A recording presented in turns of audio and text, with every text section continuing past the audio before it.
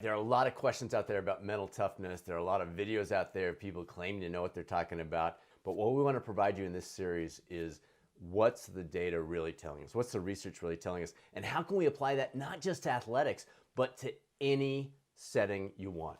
So one of the things I was really excited about as I went through my PhD is we focused on this idea of mental toughness, functional mental toughness to be more specific. And that's this idea of how can we apply it to anything that we're doing. So yes, very applicable to athletes. If you're an athlete out there looking at this thing, you're going to pick up some tips of things that you may not have heard before. But by the same token, if you're a business leader, if you're a small business owner, if you're a mom or a dad or a husband, wife, whatever your setting is, if you're trying to connect with your teenage daughter or son a little bit better, whatever your critical moment is, whatever it is that you need that extra mental toughness to take that performance or that connection or that level of engagement up one more notch, we're going to give you some specific things, some practical things that you can do to make that happen.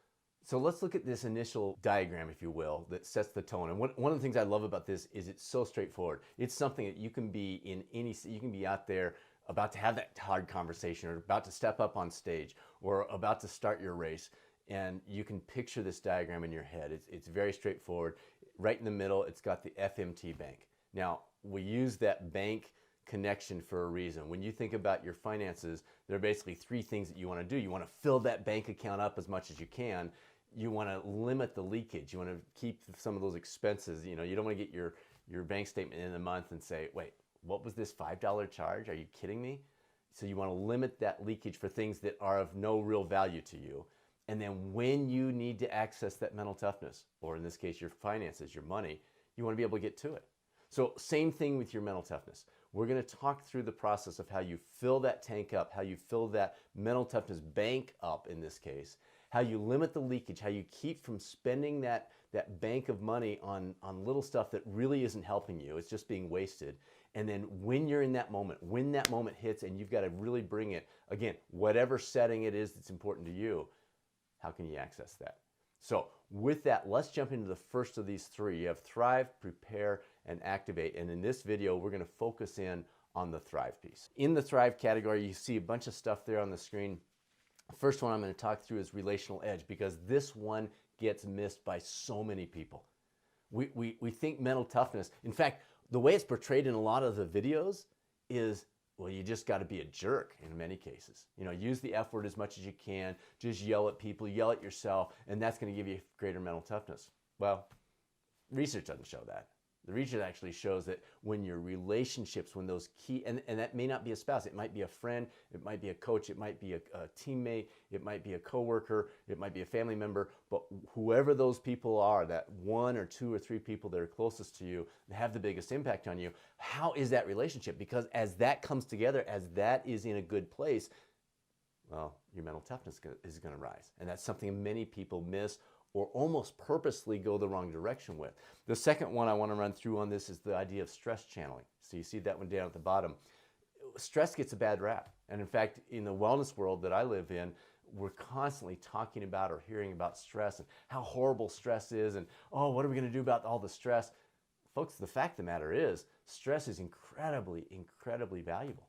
It's what makes us stronger. It's what makes us better. You go into the gym, you go work out, what are you doing? You're creating stress. You go take a class, you study for a test, you're creating stress. And then when you recover, when you adequately balance those out, that's where the benefit comes.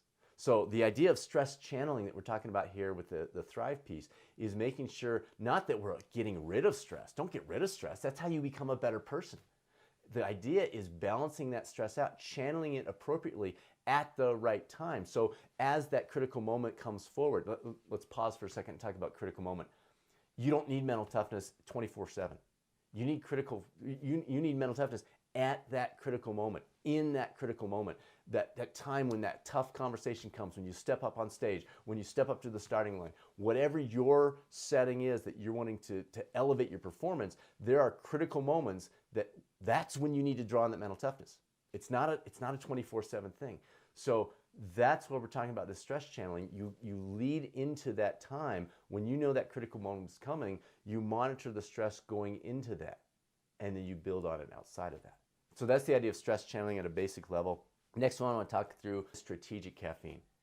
Caffeine is obviously a very powerful stimulant, and we love it, and we use it consistently. And that's potentially where you can draw an opportunity here. If your caffeine intake is consistent, let's say you have 3 cups of coffee a day, and that's every day. It's just boom, boom, boom, 3 cups. And you're very aware of the influence it has on sleep, and so you don't have it late in the day, but you have the same every day. Well, we're missing out on opportunity there. Because the strategic use of caffeine, we know it helps. We know it makes a difference. We've seen this in study after study after study. But if we have the same amount every day, we're not reaping that benefit. So strategic caffeine, the concept there is to say, okay, Tuesday's that talk. Tuesday's that big meeting. Tuesday's when I'm going to connect with my teenage daughter and we're going to sit down and have a chat. Tuesday's when I've got that big workout plan. Tuesday's, whatever your thing is, instead of having the same amount of caffeine throughout, we're strategically utilizing that. We're saying, okay, I'm going to pull it back. Maybe I don't go to 0 on Monday and Sunday. Maybe I have 1 cup those days. And then on Tuesday, that's when I'm going to go back to my 3. And then Wednesday, I'll drop back, and Thursday, and then Friday's another big whatever. So strategic caffeine, it's being strategic, not just making it an everyday constant, because then we're losing out on the benefit. The last one I want to run through is time in bed. We're, I think, all aware now of how important sleep is to our performance and certainly to our mental toughness. One of our studies that was published in International Journal looked at the influence of sleep on mental toughness. Really interesting article. We'll have a link to that if you want to take a peek. It makes a difference.